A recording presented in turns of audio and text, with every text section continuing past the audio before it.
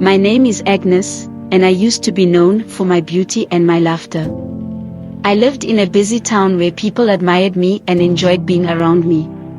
But everything changed one day, and I want to share my story with you. It all started when I went to the clinic for a checkup. I thought it was just a regular appointment. A few days later, I got a letter from the clinic.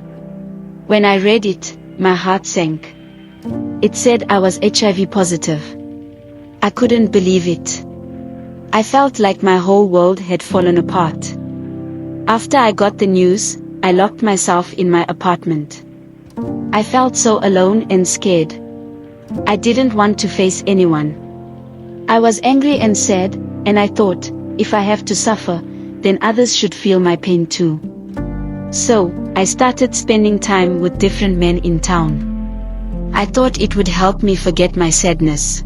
But deep down, I wanted to make others feel some of my pain. I wanted them to understand what I was going through, even if it hurt them. One morning, I got another letter from the clinic. I was terrified to open it. When I finally did, my heart raced. The clinic said there had been a mistake. The positive test result wasn't mine. I wasn't sick after all. I felt so relieved at first, but then I was hit with guilt. I had been with men without knowing the truth.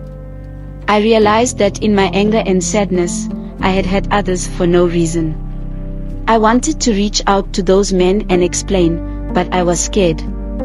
Then I found out something terrible. One of the men I had been with actually had HIV. In trying to share my pain, I had caught the illness. Now, I live with the consequences of my actions.